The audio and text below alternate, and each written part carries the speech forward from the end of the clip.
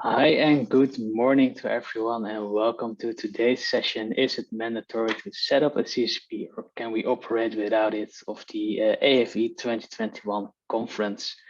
My name is Daryl Abdul Ghafoor and I'm with Eurex Clearing in Frankfurt and I'll be moderating today's session.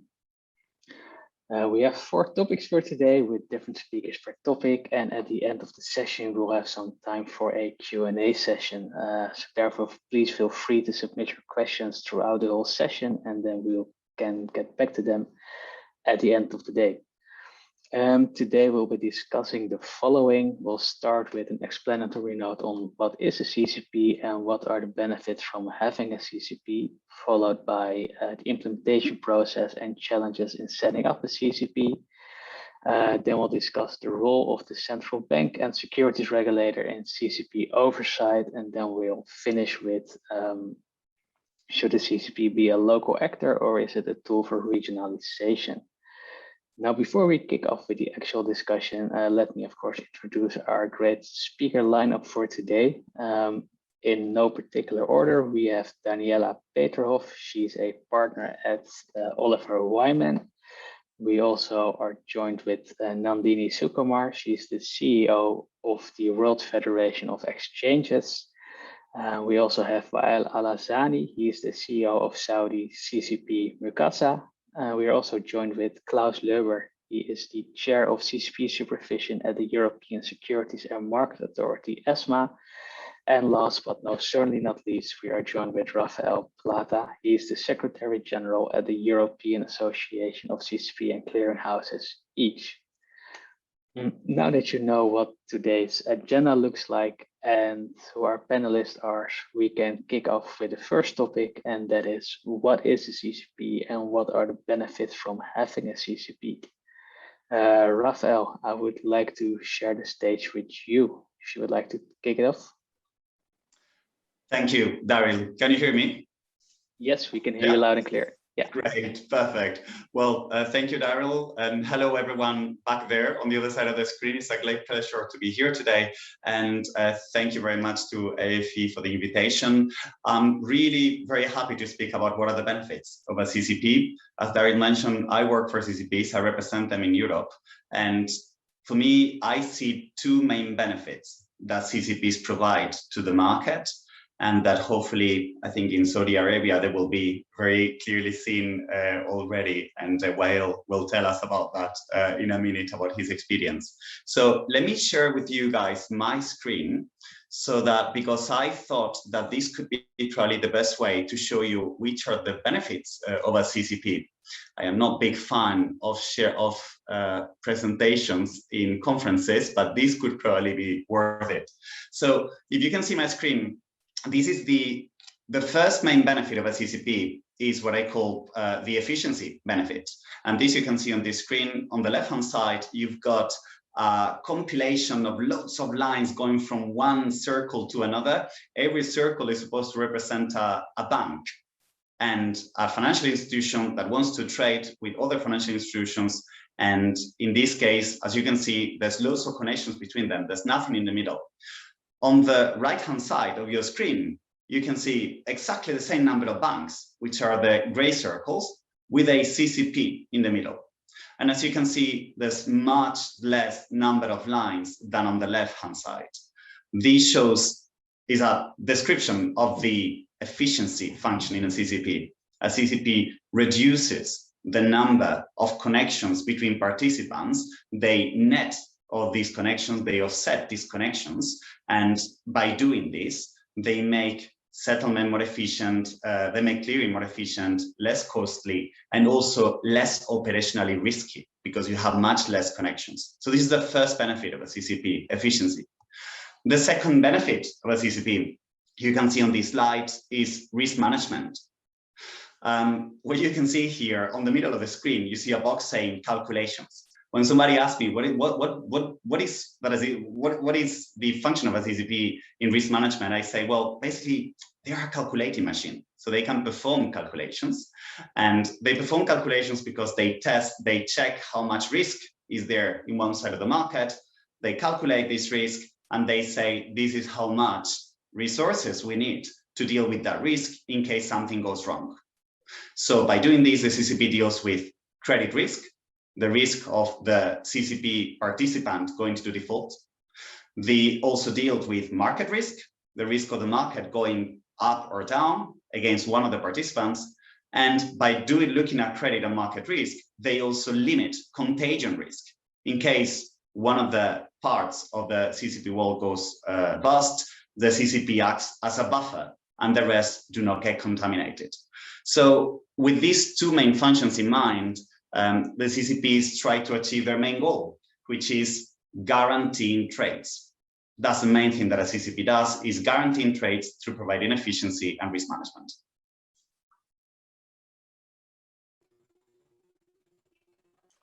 Sorry, Dario, I think you might be on mute. There you go, usual. Thank you. So Rafael, or thank you, Rafael. Klaus or Nandini, would you like to add something to this?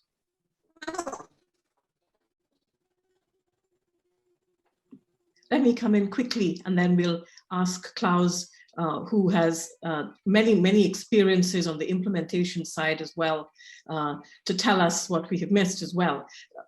In addition, I think Rafael gave us a really good start with that. It's a fantastic slide and I think illustrated the fundamental function of a CCP, which is risk management. So if you asked me, if you woke me up in the middle of the night and said, what is the benefit of the CCP?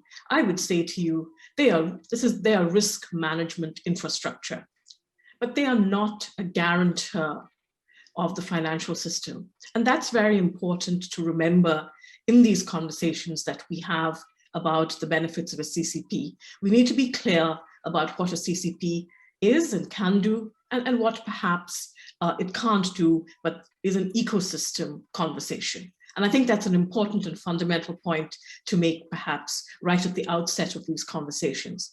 So CCPs make risks transparent compared to the bilateral space, and they hold market participants accountable, if you like, for covering their risk exposures appropriately. Both cash and derivative CCPs have a risk management function. So the equities market has a risk management function and a CCP as well. And both of them, they sit at the core of the market and of the risk management function. You know, efficient settlement and netting, as Rafael mentioned, is really a key benefit that CCPs bring. And they have different risks. If you're a derivative market CCP, you know, you cover and take on different risks to that an equity market CCP manages. And finally, and I'm going to turn to Klaus now, it's worth spending maybe 30 seconds thinking about at what point you have a CCP in your market.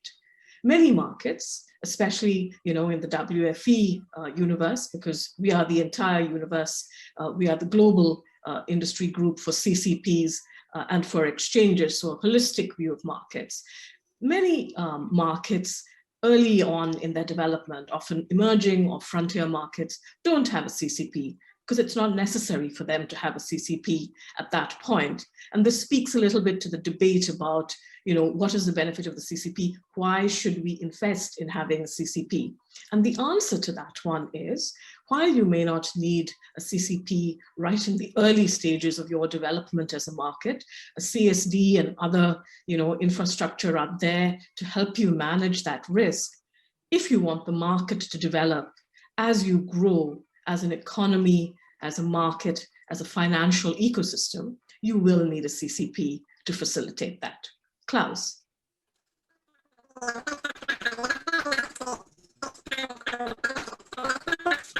Klaus, you're breaking up a little.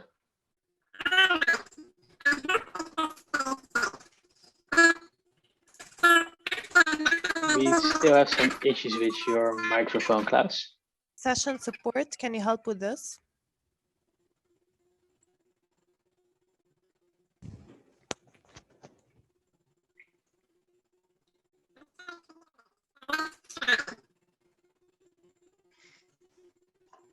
I think, Klaus, there's like a voice, what is it? Like a voice sound. Your voice sounds different. Well, we cannot really hear you. We can't hear you. Perhaps it's an idea to dial back in.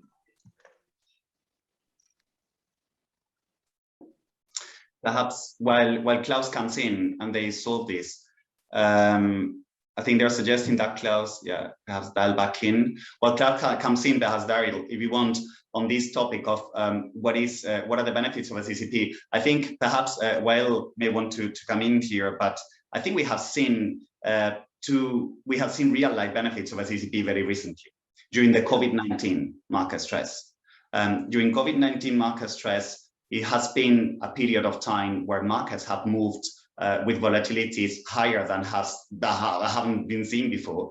Markets have been dropping on a single day basis higher, well, more than they have dropped ever in the past. So we have seen really unprecedented market volatility, unprecedented market drops. And CCPs have dealt with that absolutely fine, absolutely no issues, no default by clearing members, no issues with the resources of participants. I think that has been a real life example of the benefits of a CCP. And of course, it's already more than 10 years ago, but the Lehman crisis, when Lehman went bankrupt, again, CCPs demonstrated what a great benefit they provide to markets. Just to give you an example, Lehman had exposures that went through a CCP and some others that did not go through a CCP.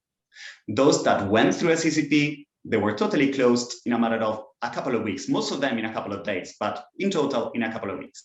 Well, those that did not go through a CCP, 4 years after Lehman went bankrupt, 16% of them were still open because they had not yet settled. So here you see what are the main benefits of a CCP. As we were saying, they guarantee trades, they ensure that the market is efficient and is robust. Klaus, could you give it another try if your microphone works with some finishing thoughts? Let's just hope that it's better now. It's a lot better, yeah. And of course, now Raphael has very nicely expanded on the additional contributions that I could have made. So I will be really short for this part. But indeed, what Raphael has described as the observed benefits and advantages in a situation of crisis is another key element that is important to bear in mind. Actually, some of the benefits that have been also expanded by Nandini, that is the enhanced risk management and the transparency, were the main drivers for the ministers of finance and governors in the Pittsburgh Declaration to actually push for central clearing, in particular in the OTC derivatives field. And that by itself is a recognition of the benefits that have been made. Just a small word here, because of course, a push for central clearing leads to concentration of risks and enhanced systemic issues that may derive. So it's also fair to recall that this push was accompanied by also an enhanced global standard regime for CCPs to ensure that the CCPs are resilient and can recover in a crisis situation easily. And I stop short here. Maybe Klaus, just to add to that, and I hope my voice is reasonably normal. The thing I'd add is that we have obviously seen a few extreme market situations over the past years. For example, in the power markets, where we've seen a near default of a participant, and we've seen a CCP close that out quite effectively. I think we also saw a similar case this week where it looks like a hedge fund is being affected by the volatility in the markets, and it looks like the CCP has managed to uphold, whereas the intermediaries are in a trickier position. So I think overall, the CCPs are really the safety layer in the financial system, and they're also quite closely interconnected. And I think that's a crucial thing later on when we discuss the effectiveness and what are the implementation challenges around that. So thank you to everyone for your contribution here.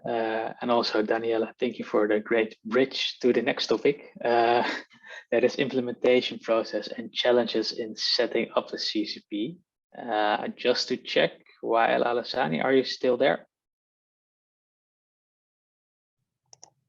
Yes. Yes, so since you are the CEO of Saudi CCP and just recently had this full experience, I would like you to share your experience in this and your opinion. Yeah, Thank you. Thank you for having me today, and good morning to you all. Let me first give you some highlights about the post-trade transformation we have in Saudi market. This is going to give you a good background. Tadawul, the Saudi Stock Exchange, started this initiative back a few years back, which resulted in spin-off the depository center into a legal entity in 2016. We changed the settlement cycle from T+0 to T+2 in 2017. Then we established the first CCP in Saudi Arabia. That was in 2018 as a legal entity. We're still not fully operated yet, but in last year, we introduced the first exchange-traded derivatives on Saudi market. And hopefully this year, we will have the cash CCP activated. So you can say that we have a very fresh experience, I would say, in establishing a CCP. As they say, the old saying, Rome was not built in a day. I think you can expect this to be a long, although exciting journey. I think we enjoyed every moment of it. Was a lot of challenges, but we enjoyed it. So if I will try to summarize, I would say the CCP build-up steps, I can categorize it under 4 cornerstones. The first cornerstone is forming the CCP as a legal entity.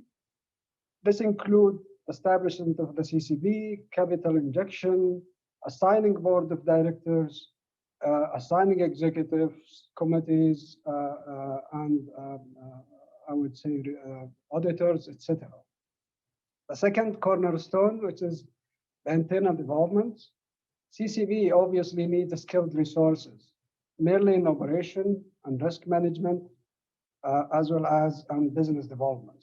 Technology also and operation infrastructure needs to be in place to support the business growth.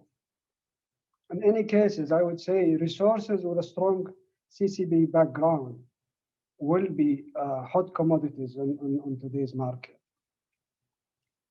The third cornerstone is to have a strong legal and regulatory framework. This is an absolute must.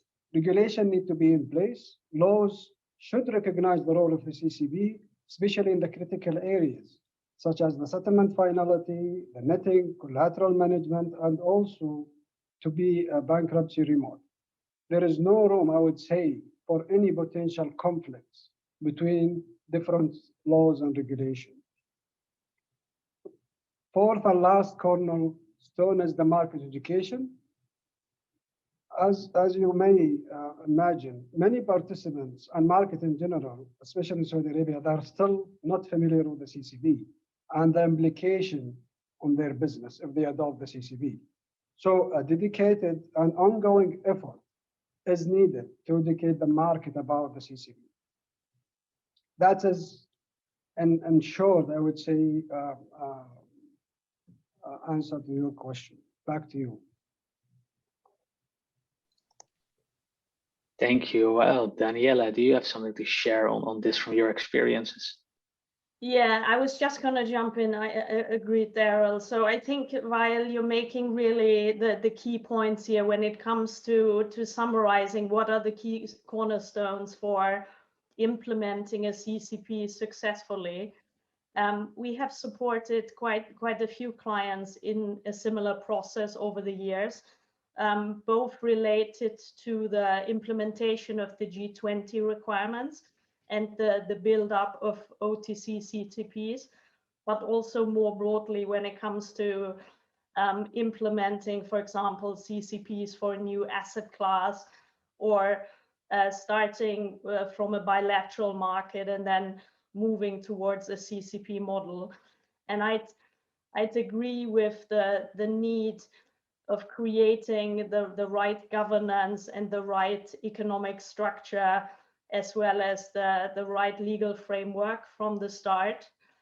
I think beyond that, I would also say that you really need to build up the technical expertise from the start. So you need to have the relevant risk management capabilities, need to put in place the relevant default processes and margin tools so that you really have a robust process in place when the CCP is up and running. And related to that, there are also quite a few infrastructure questions to address. Like, for example, back to Raphael's initial slides, you need to ensure that there's a possibility for the daily exchange of margin, need to put in place infrastructure to be able to handle higher volumes in case there's substantial growth in the market after the implementation of a CCP. And then in some cases also implement the relevant risk tools, like, for example, SPAN or VAR models, and the processes behind that. And ultimately, there's also a requirement of building the linkages to the trading venues and the CSDs as well. And I think that is really also the exciting part, because you can see with the creation of a CCP, you can anticipate how your market is going to evolve in the future and what linkages you need to put in place to achieve that. In that process, you also need to make sure to enlist the support of the market participants as you implement the initial stage CCP, but also later on when you intend to build it out. So our experience based on that is that implementing a CCP is a multi-year undertaking. Growing the market from there is probably even a longer undertaking, but that is really the carrot and the exciting part about implementing a CCP.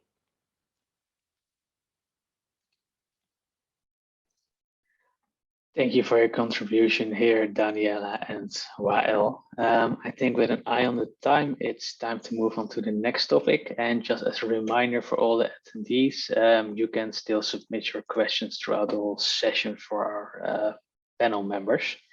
So for the next topic is the role of the central bank and securities regulators in CCP oversight. Klaus, since you are, well, the oversight part of the oversight unit in Europe, I would like you to start this off. Thanks a lot. And I would like to pick up on what Daniela just said. There's a need to be prepared and to have lead times in advance. And as for the operational side, for the setting up of the infrastructure itself, there are similar needs to also have a workable legal and regulatory regime in place and to build up the capacity on the supervisory side to act accordingly. Why is it so important? CCPs are systemic by design, and that entails a potential to transmit disruptions across the whole financial markets. That's why it's so important that CCPs are built up and organized and managed according to the highest and most stringent requirements that you could conceive. And here again, it is important to see that there are global standards in place that actually provide the best practice here in this field. And again, I can only underline the necessity to take a close look at global standards here, because CCPs are certainly no area for a race to the bottom in the regulatory field where you may cause a potential of systemic implication that is unwanted. But like the regulatory field, there is also, of course, the supervisory angle. And perhaps one element that I should just complete, it's not just the supervisory requirements. You should also be prepared for situations where a CCP may run into problems. And it's critical that its services, which are systemic, critical for the markets, are maintained. So you need also to have a workable recovery regime in place to avoid the unfortunate situation which should be avoided by all costs, that you may actually have to resolve a CCP. But in view of this, you need to have also supervisory authorities that take up the task. And there's a diversity of interests here. There's a traditional role of supervisors. Securities market regulators in some countries, it's a central bank who look at the safety and efficiency of the individual CCP. But there are also other areas that you need to take into account. Central banks have also an interest for the implications for the payment ecosystem, for the infrastructure more widely. This is a traditional oversight role, which in some instances in a central bank is combined with supervision, in others it's separate. But you also have a perspective of the central bank when it comes to monetary stability, the traditional transmission function of monetary impulses, which should be safe. And here again, central banks take our interest as a central bank of issue. This sounds complicated, but what is important here is, given the criticality of CCPs, that the different perspectives are brought together, that there's coordination and cooperation across authorities. And again, just to complicate even further, there's also an interest in some countries of financial stability authorities or of resolution authorities, which need to be brought in the equation. But with this puzzle, I stop short and hand over to my colleagues to complement.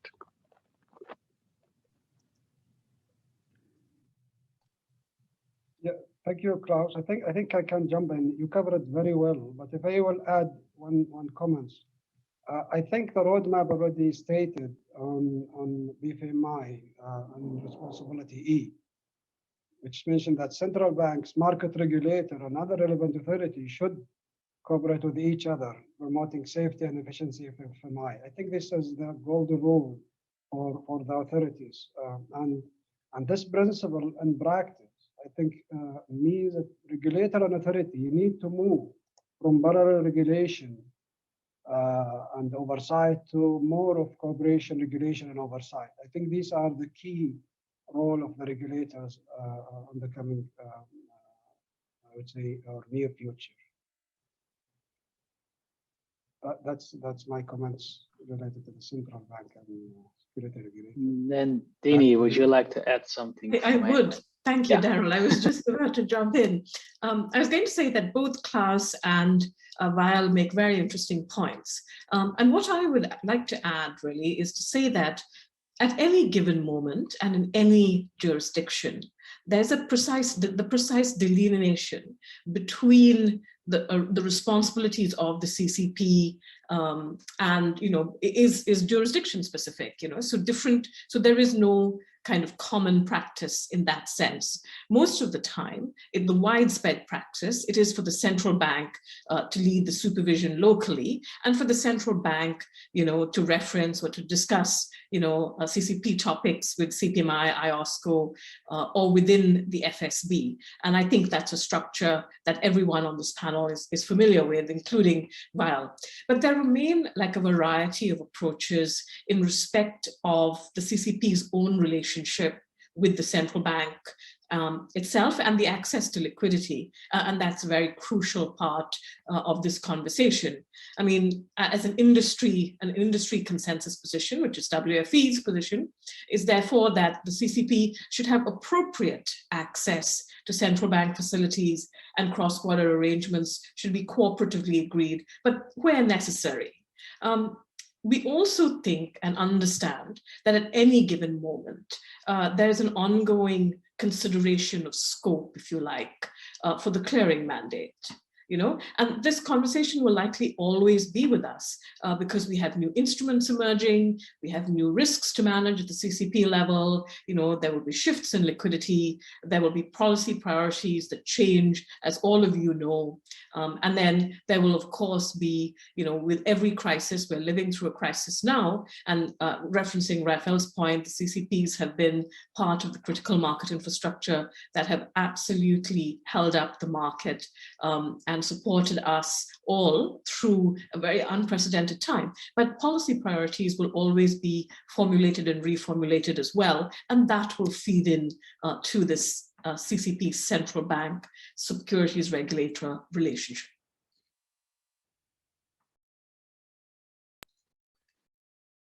Thank you for your contribution here, Nandini. It's great points. And with that, we can move on to the last topic of today already. The CCP as a local actor or a tool for regionalization. So for this point, I would actually like to hand it over to, yeah, we can start with Daniela, if you would like to share some thoughts on this. Happy to. So I think most CCPs actually started out as local undertakings, if you look at it, and most of them were initially focused on one asset class only. And then over time, we've seen a few pan-regional models emerge, both in the US and in Europe, like, for example, LCH, Euro CCP, 6x Clear, which all clear instruments beyond their home markets.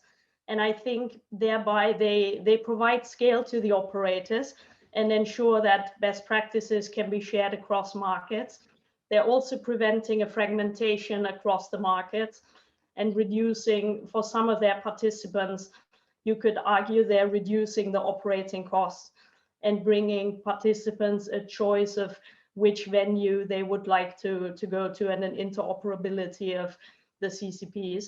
At the same time, especially in markets where the banks and the clients trade instruments across borders, we think that a regional model is attractive, and it may be more efficient to support the development of the wider region, to have a pan-regional CCP in that case, also to increase the liquidity in the local instruments.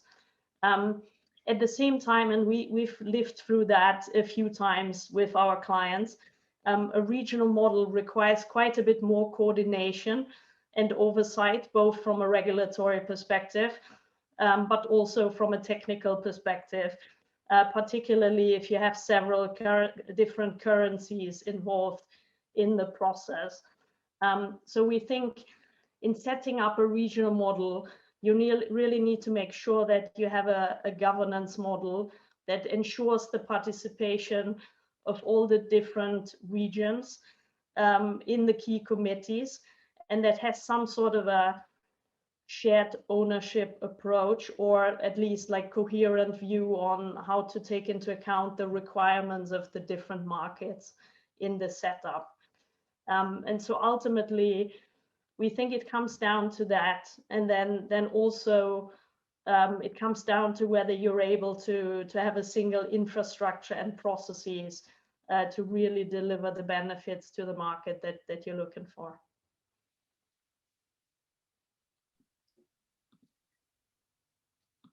Thank you. And if I could just maybe add to Daniela's point, starting, I think, with the concept of ownership or governance.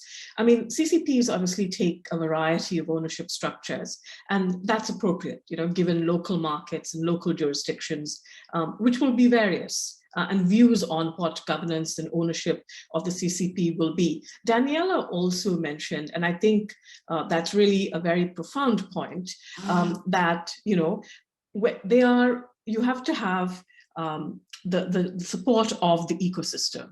You know, so on the one hand, you have the CCP, it's a highly regulated entity, and it must comply with local international standards as well as local supervision. But then you also have to have a viable business model as a CCP. You have to have willing market participants, because you'll go nowhere without the support of that market participant ecosystem, and you need to have skilled staff. And these are three in combination, and I'm sure Wael can tell us, you know, quite a lot about, you know, the whole kind of philosophical approach about it. But when you have a cross-border CCP, there are greater challenges. And greater challenges largely around access, but because also when you have the importance of scale is, and in a network undertaking like clearing, means that, you know, you have the practical effect when you have a cross-border CCP of increasing regionalization. So if I had to sum it up, I would say there's always a case, I think, in the world that we live in for a more global approach or coordinated approach, but we have to understand as well that this brings increased complexity. The minute you are cross-border, the minute you are beyond the legal construct of your domestic jurisdiction, that brings significant complexity. Yeah, and if I may, Daryl, I would totally agree with Nandini that there is this increasing complexity if you start becoming a cross-border. But perhaps going back to your initial question, Daryl, is the CCPs, are they local actors or are they drivers for regionalization? So I probably agree with Daniela there that probably they all start by being local actors, or most of them do. And I think at the moment we see examples of CCPs being both local actors and also catalysts for regionalization. Some local actors, they are they are actually well placed and very well comfortable in being local actors because they found a particular niche. So if you found a niche clearing market and you're serving that and you are trying to develop that one, you may want to remain local for the moment and then eventually become regional when you want to, you want to benefit from this scale that also Nandini was talking about. And in Europe, we do see several examples. So CCPs that are local, not just on the equity space, which is arguably the first asset class as CCPs tend to clear in some markets, but also in some more complex markets like energy space.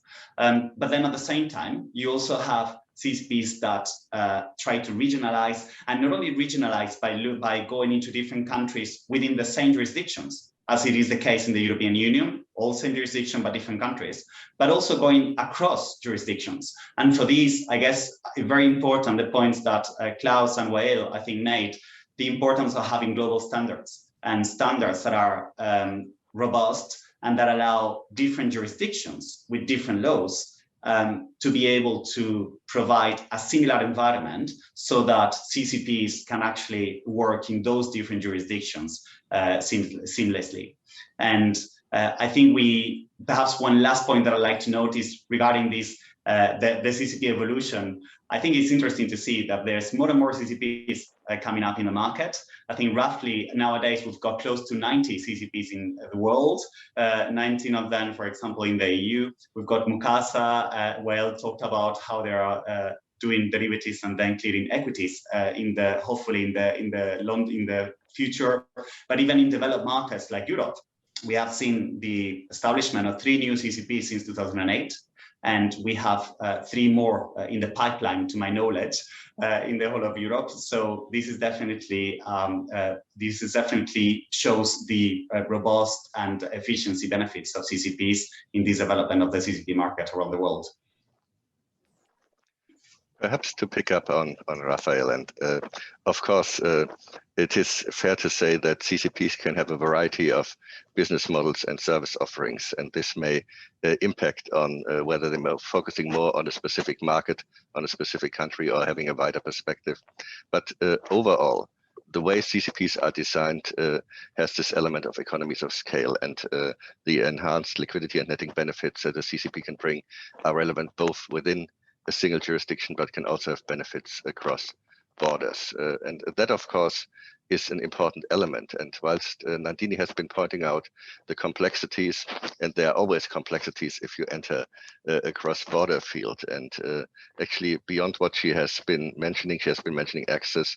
There is an issue of market power as well, which may have to be looked at. But there's also, of course, the issue of regulatory frictions. And that's perhaps the one element where I would also like to draw a bit on the European experience, because not only you need to have global standards, but you also need to make sure that the framework within a CCP operates, in particular if it serves multiple jurisdictions, is relatively aligned, that there's a high degree of supervisory convergence, that there is a cooperation element that was been mentioned. In some instances, you may only be able to address the issues arising from particular CCP outside your jurisdiction if you establish certain direct powers over such CCP, particularly if it's critical. But the key area here, and that ties in very nicely with what Wael says, is the cooperation. And here, I think the European model of colleges is a very good example, bringing together the different perspectives, the different competent authorities in an organized setting, cooperating and supporting. Because the one thing we need to bear in mind, if a CCP fails, it will not be limited in its effects to its jurisdiction of establishment. It will affect all jurisdictions from which it has members. And that's why this element is so important.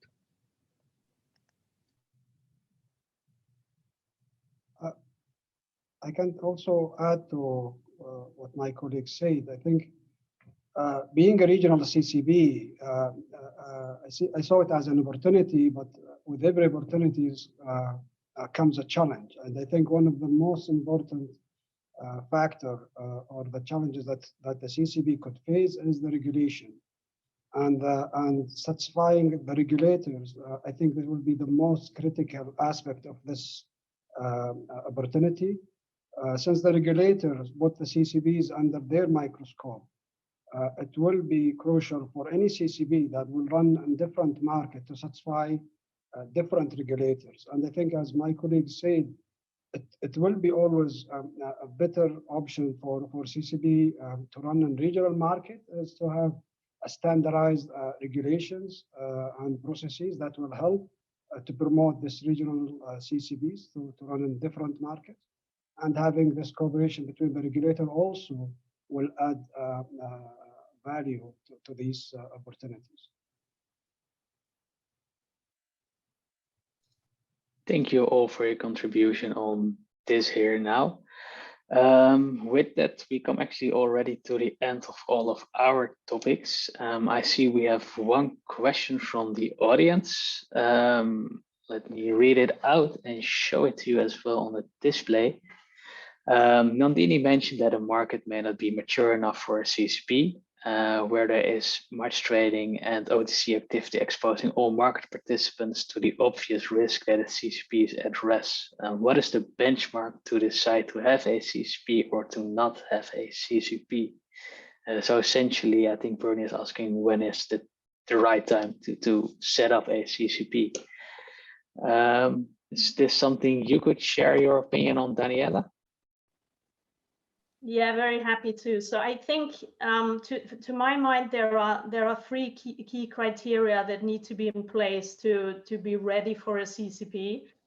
I think the first one is that there needs to be a sufficient base level of liquidity in the market to actually allow for the spider web that we looked at in the beginning to be translated into something more effective. And that is obviously a little bit of a chicken and egg situation, because at the same time, a CCP increases the liquidity in the market. But so I think liquidity is certainly one aspect.